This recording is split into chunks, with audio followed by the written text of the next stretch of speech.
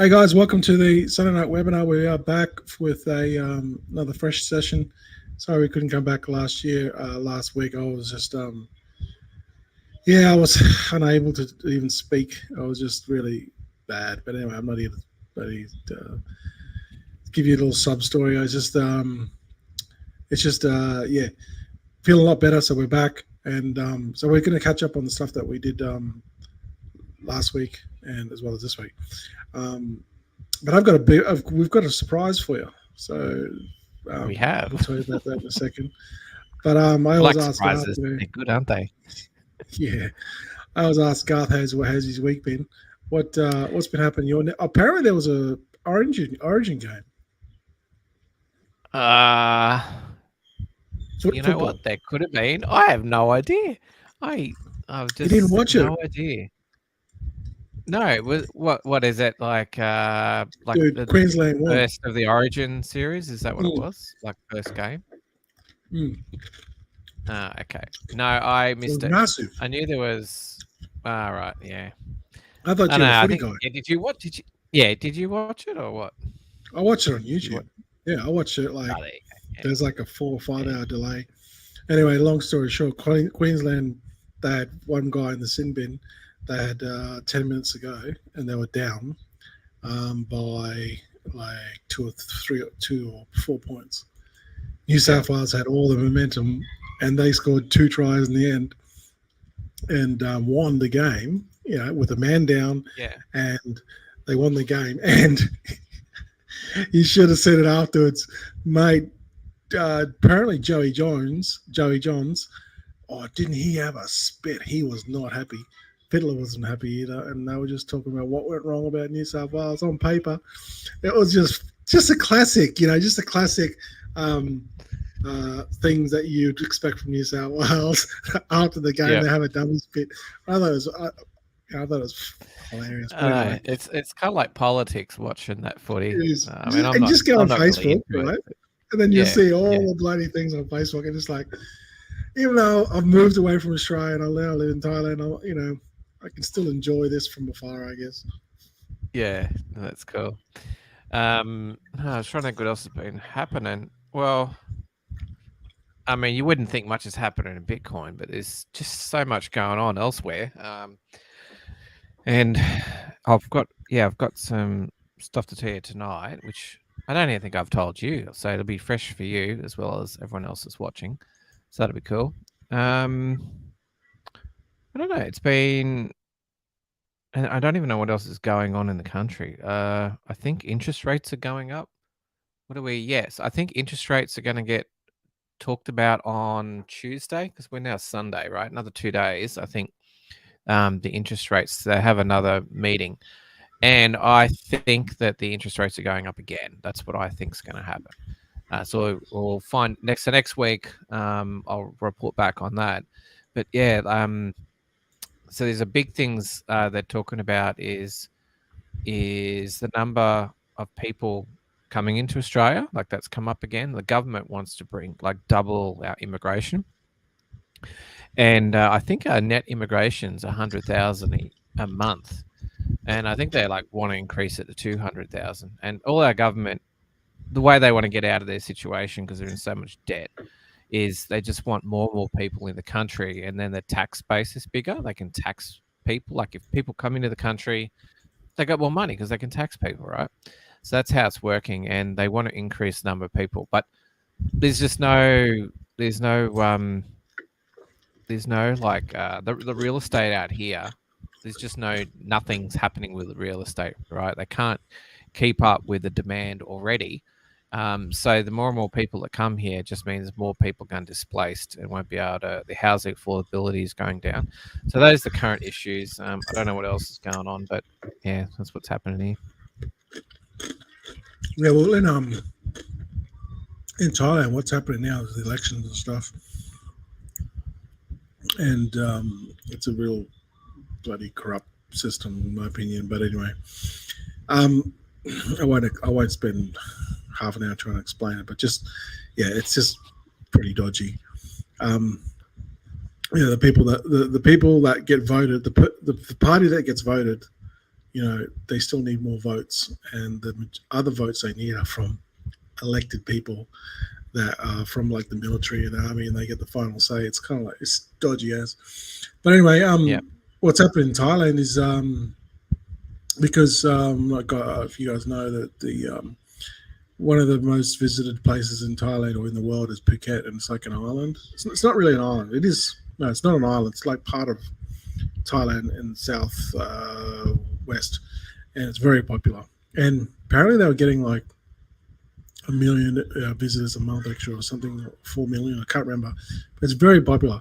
Anyway, all these people are rushing in, and they obviously now realize, we better make it easier for them because they bring money into the country, and now they've kind of relaxed their way of thinking because prior to COVID, they were just being assholes and not making it difficult for foreigners to come in. Now COVID has taught them, oh shit, there's no money coming into the economy. We've got to make it easier for foreigners. So, they've kind of like figured that out. But what's happening is the prices in Phuket for real estate have gone through the roof because Phuket has always been a lot of Russians that go there, right? And if you get this, one of the most beautiful beaches in Phuket is Rawai, and it's full of Russians. Anyway, what they're doing is they're all coming from either because of the war, because of the overstaying, because of they want to escape Russia or whatever. They're all coming to Phuket, and now the prices of real estate have gone through the roof. They're buying all the real estate. All the Russians are buying all the real estate in Phuket because it's only like a condensed place. It's like, think of it like Manhattan. There's only so much real estate. And the price is going up. Yeah. Which is not good for people that live there, but good for prices of people selling. Anyway, that's just the usual stuff that's happening in Thailand, but I won't bore you with that. The stuff with Bitcoin and stuff that I've seen is with all the ordinals and stuff, it's pushing the gas prices up, and it's giving Bitcoin use case. But now these ordinals are starting to launch on different chains. Arbitrum, and then there's talk like Dogecoin, Litecoin, all these other chains are now going to be like adopt the same style of Bitcoin ordinals.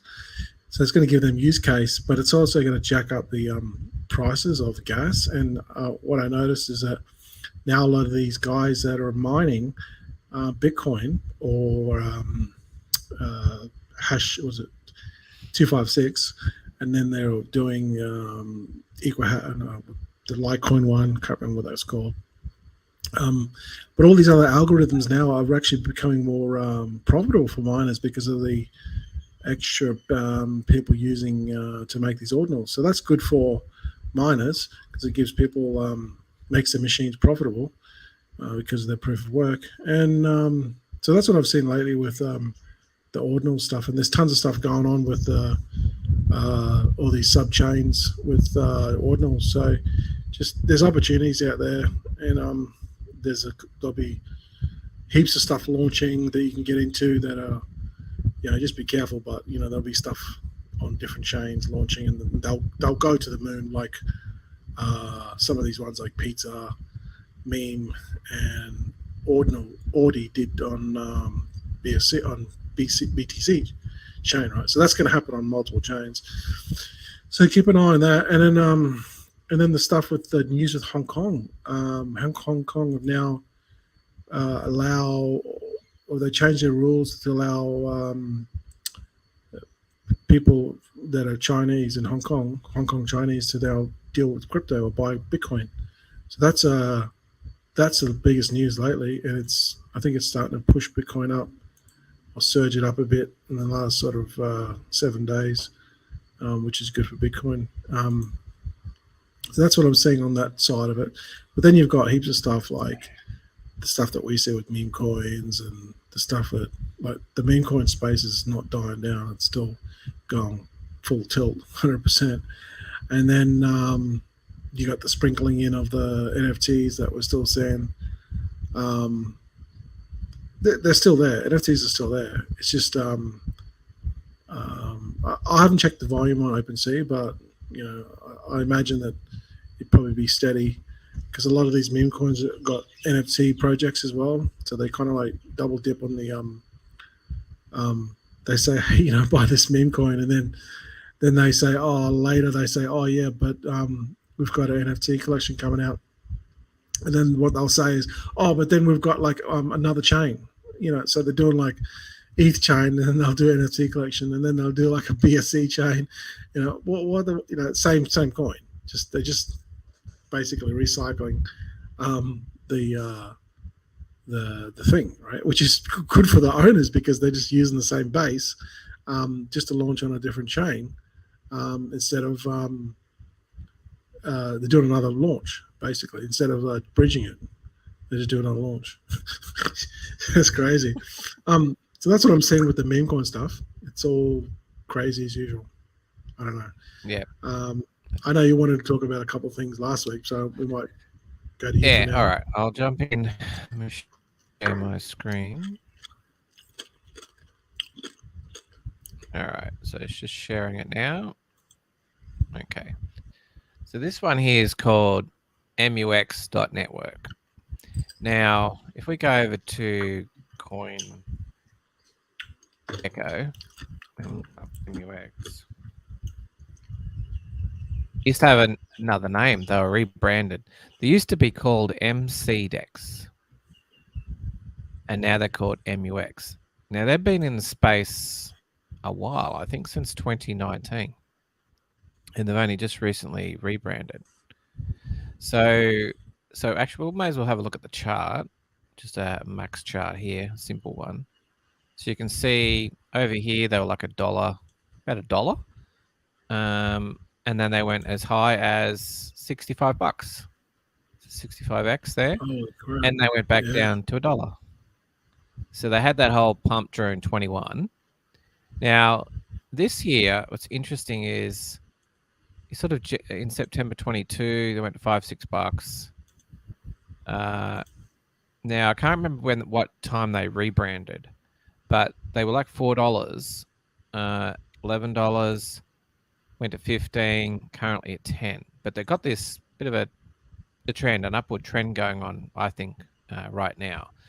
And I think it's helped that they've rebranded their product.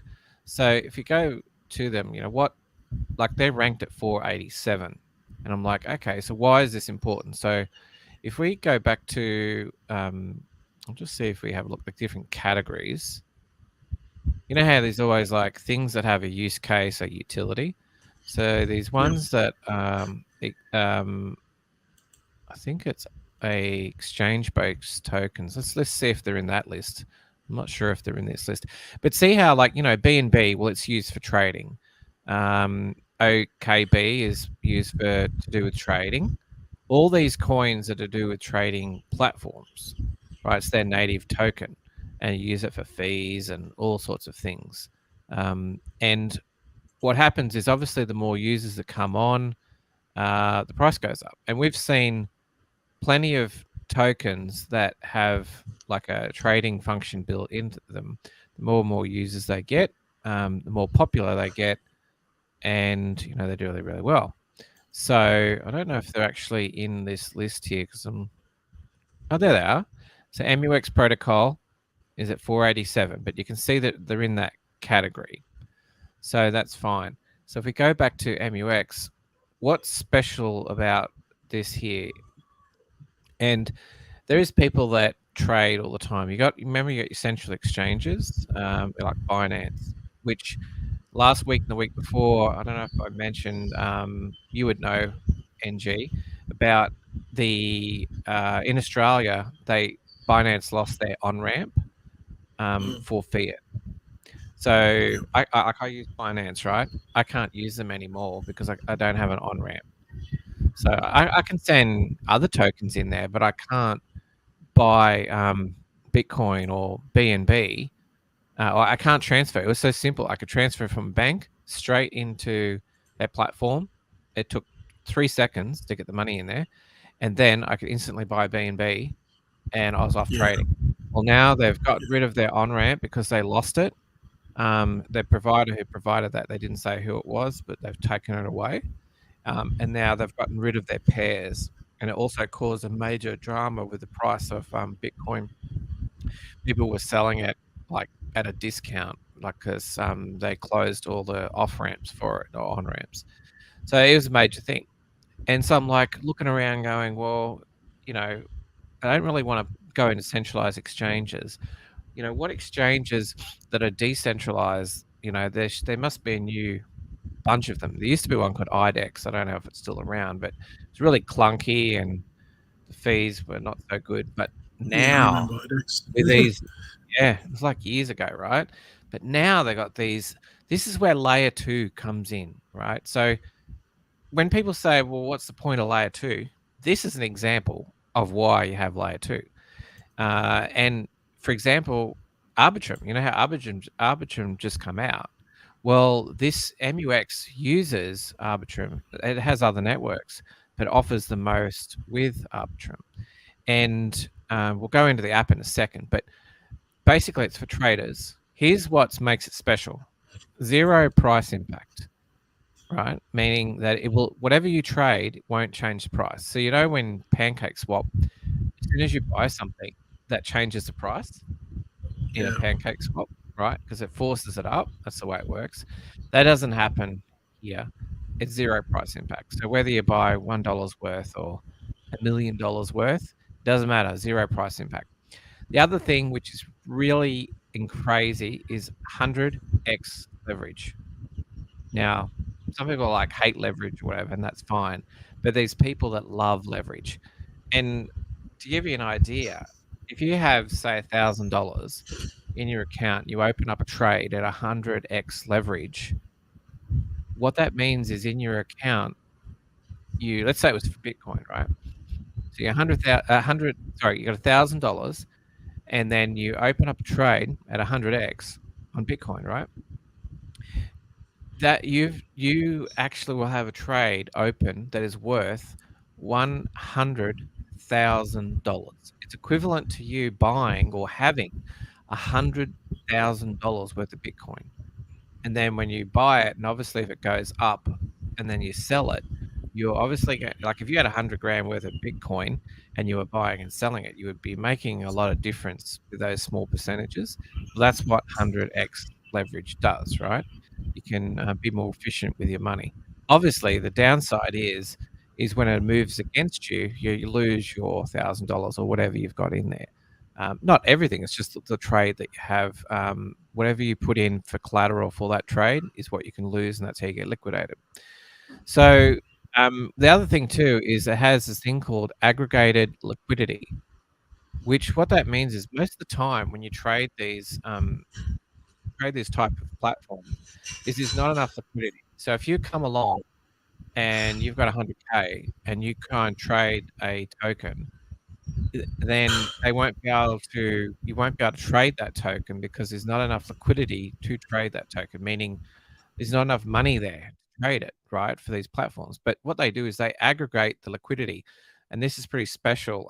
They actually go out and find liquidity so that they can, basically it means that you don't have to leave the platform. You can trade hundreds of thousands of dollars and even millions of dollars and have got no problem with liquidity. Because if there is a problem with liquidity, you can't sell, right? And or your price, like when you do sell, it skewers the price. But they've overcome this give you leverage and this, more importantly, this aggregated liquidity.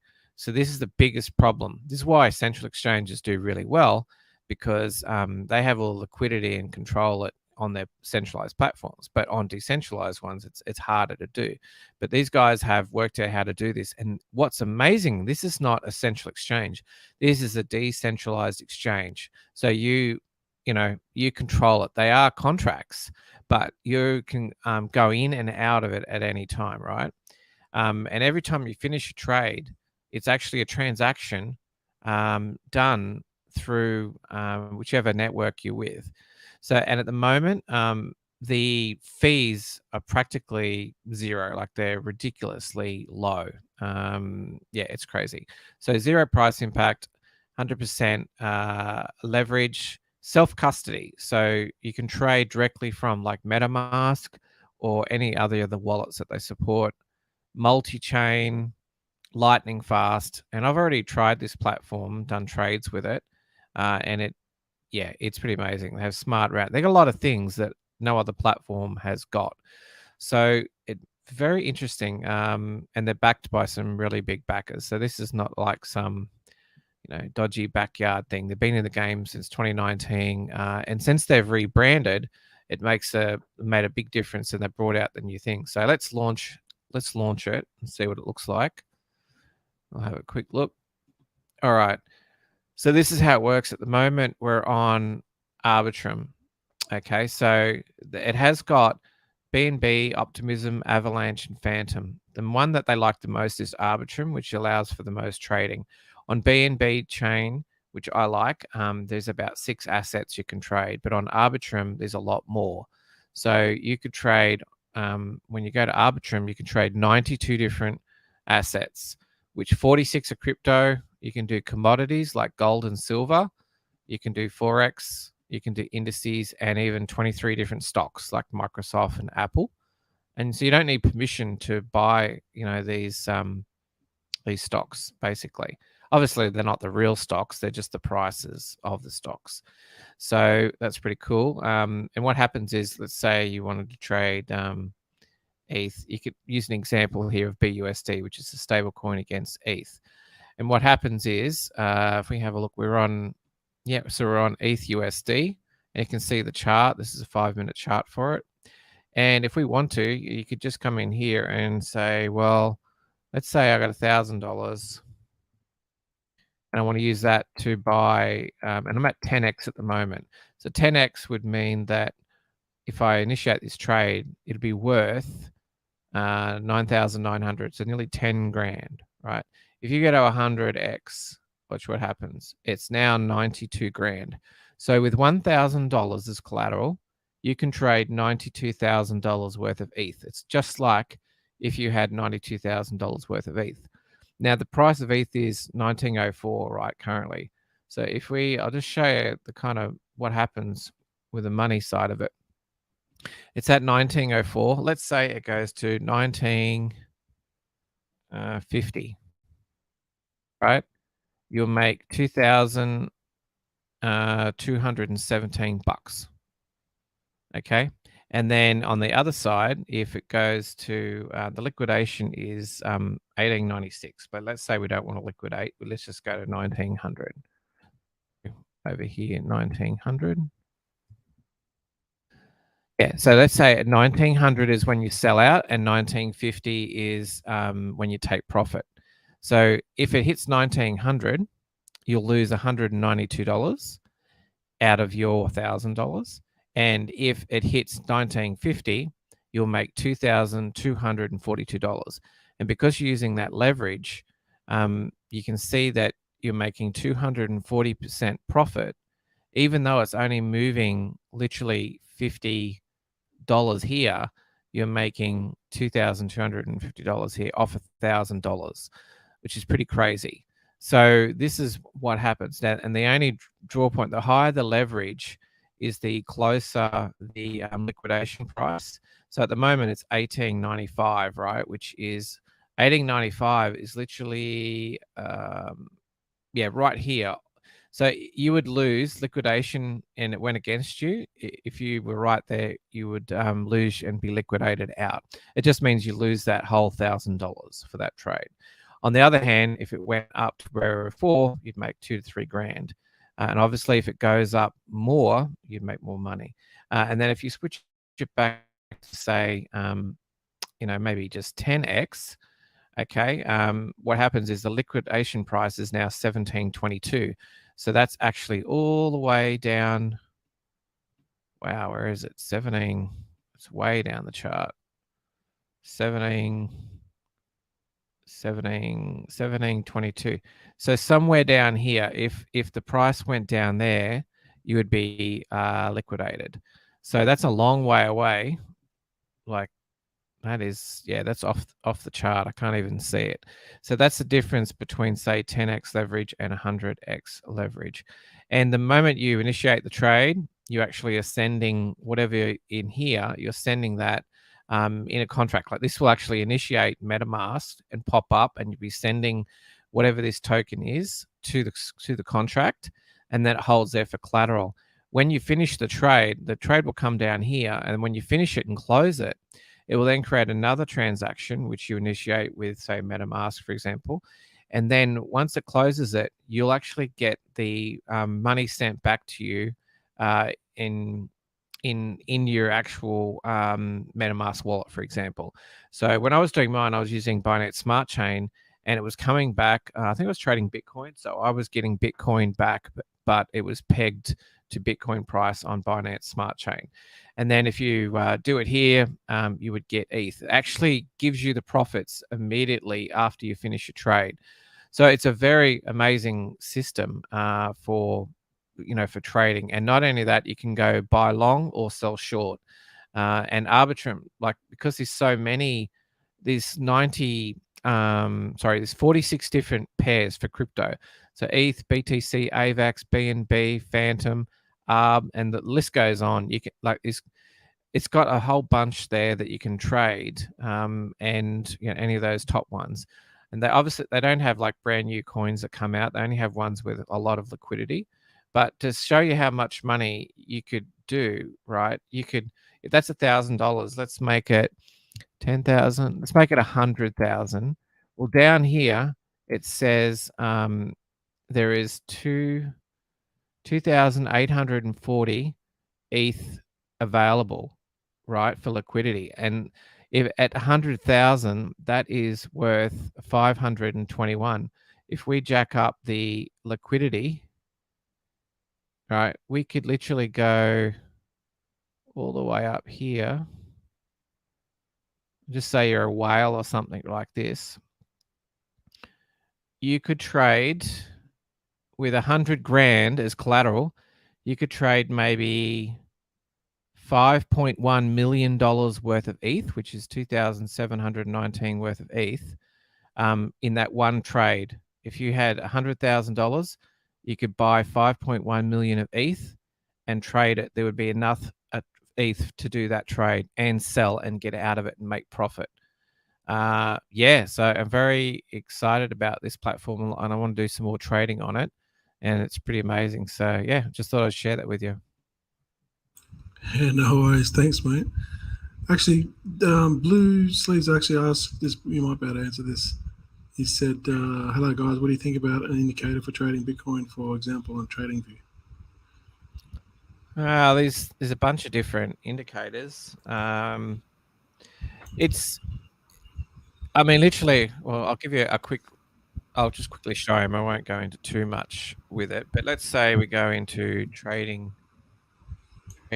I'll just bring up Bitcoin, and that way I can answer the question.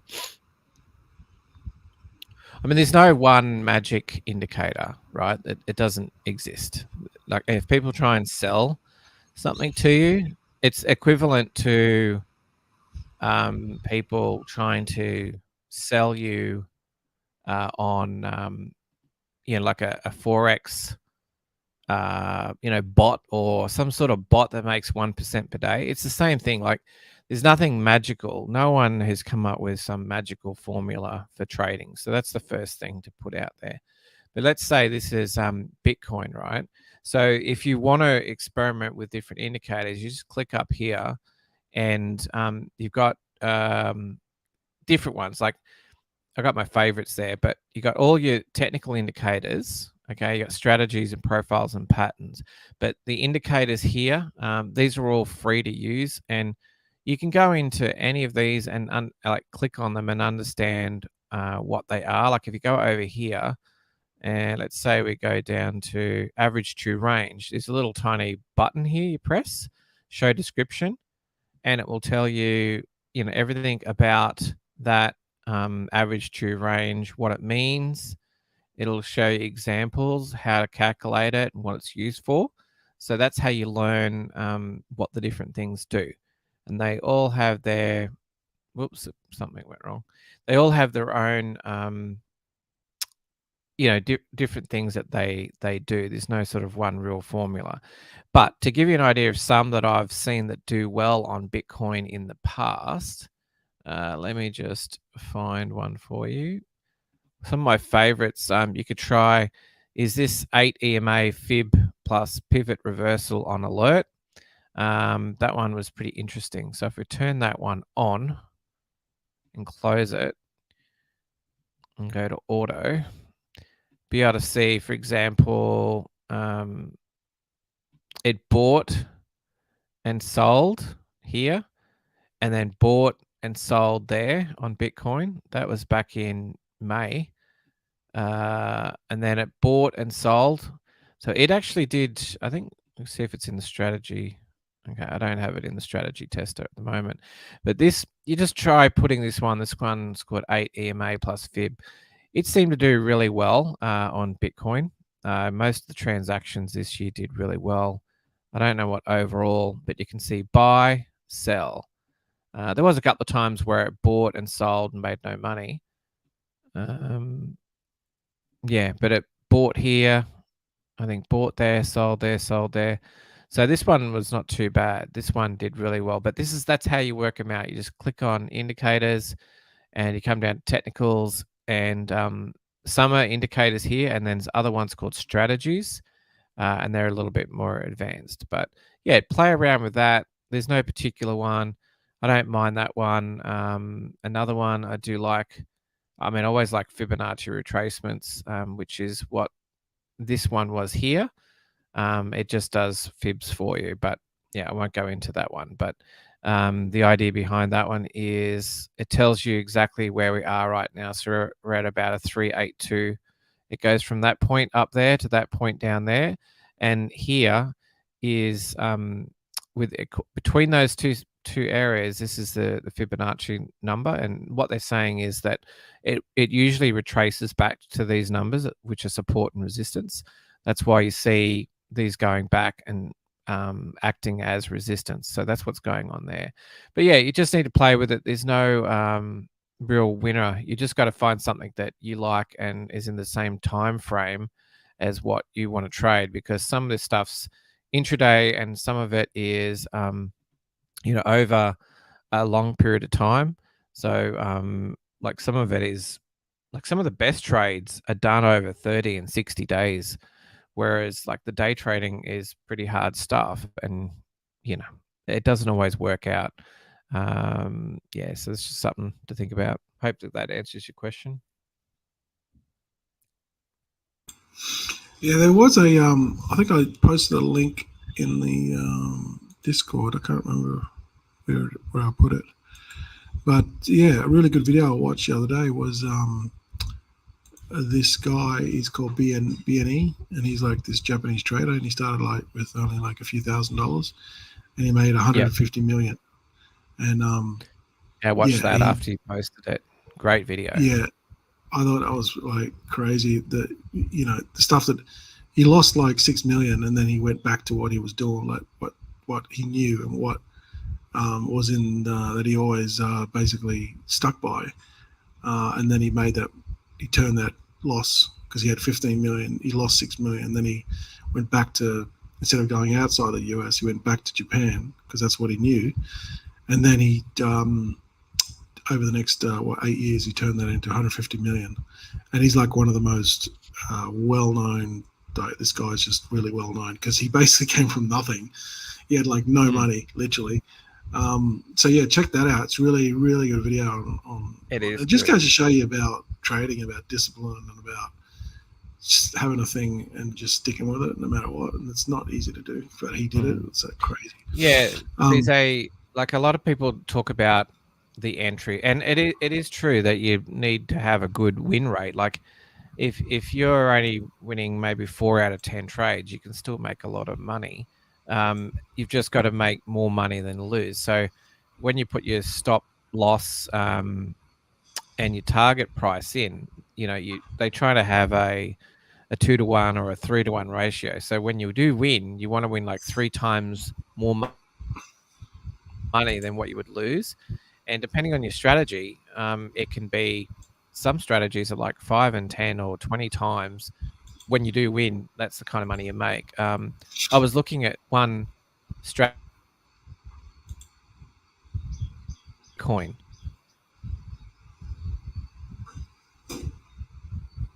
when you compare it to the buy and hold method. So when you do the testing, it'll actually, in TradingView, it'll tell you, if you just bought and hold Bitcoin, this is how much you would have. But if you traded it, this is how much you would have. And this particular testing and strategy, it was off the charts. It was unbelievable. It was so much money. If you literally traded that strategy with Bitcoin from the beginning, it was into the millions of hundreds of millions of dollars, like you literally would have done. It was fascinating. But the thing is, you got to remember, not every asset is like Bitcoin.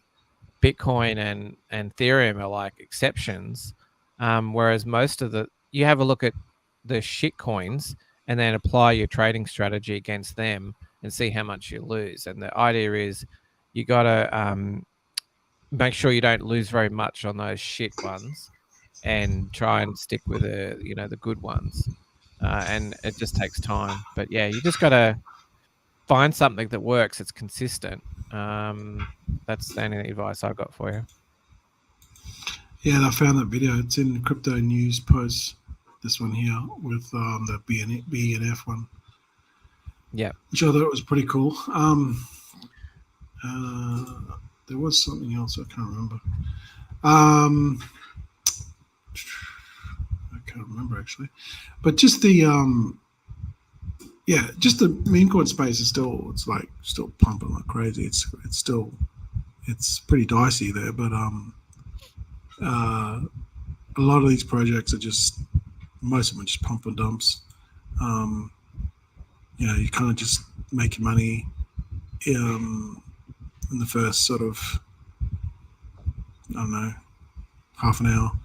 But most of them are pump and dumps. But you can't get into the good. There's a few ones there that take off and you can make some good money. So just be aware of that sort of stuff with the meme coins. And there's so many scams around. So it's really dicey if you want to play in that.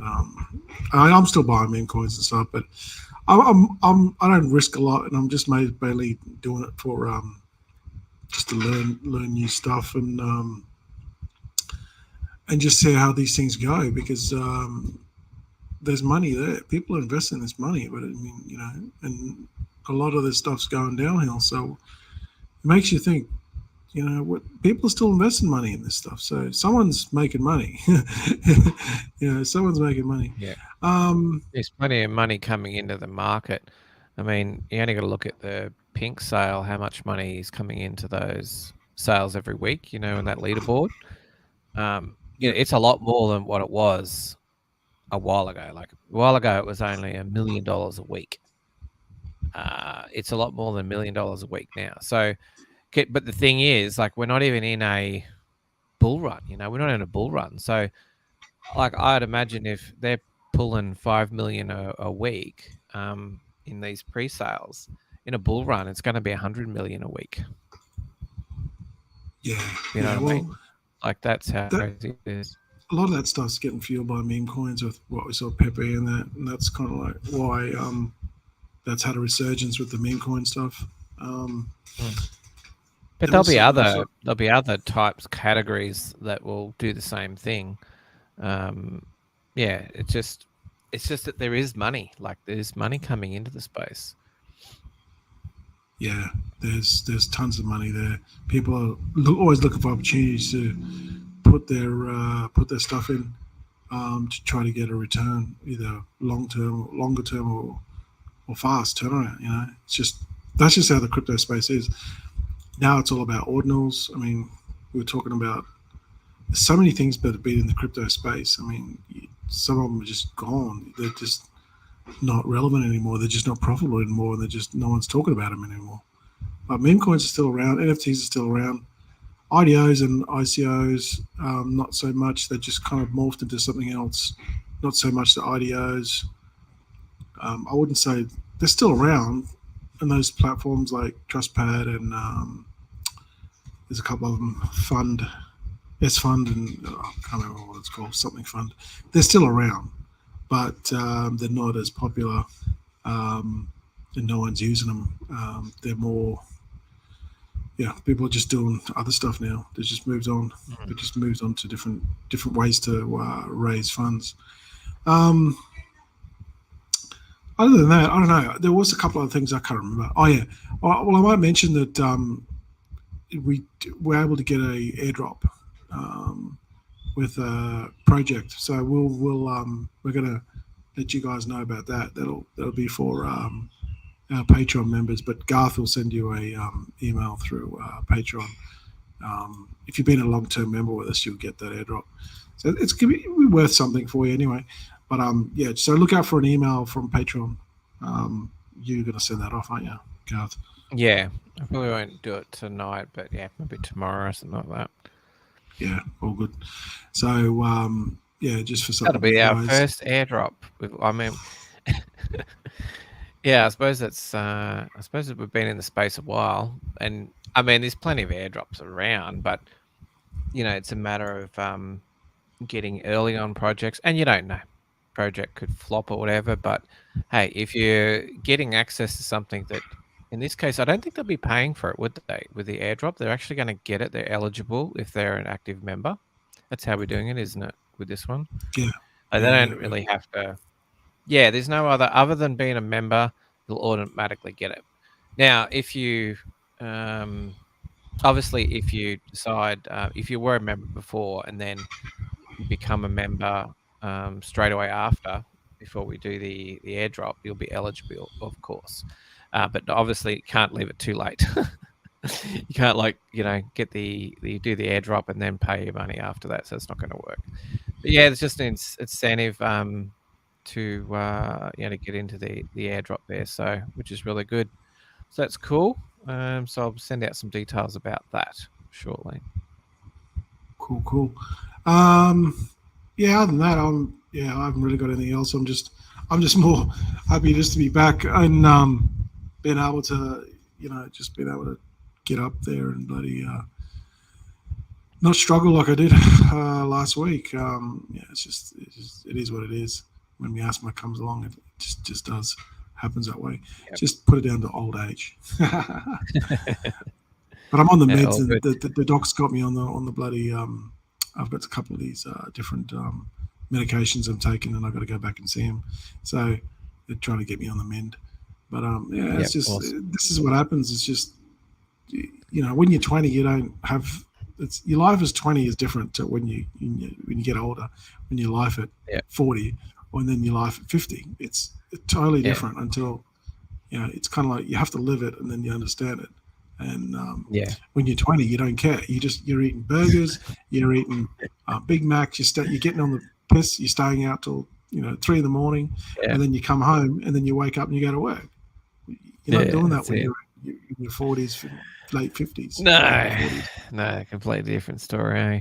That's funny. Absolutely. So that's it. But I think that's all I got to share this week. Yeah. Good. That was good. That was interesting. That I have to keep an eye on that platform. And what was it? There was another one too that I can't remember. When I think of them, I'll mention them. But yeah, good to see Litecoin's back up. It's sort of getting towards sort of like $96, and it's been a long time coming. Apparently, there's a Litecoin halving, so I might talk about that next week. Solana's up a bit, but again, this is all because of Bitcoin's up. So Bitcoin's up. We're at 1.1 trillion, which is okay. And then Ethereum's up, it's like 1900. So when Bitcoin's up, everything's up. Everything starts to get back up. And then that's like the pattern. So we all like to see when Bitcoin's up. So we'll talk more about that next week. Other than that, look out for Garth's email. And yeah, we'll have we'll call it a week. And yeah, we'll see you back next week. All right. See you guys. Bye. All right. Catches.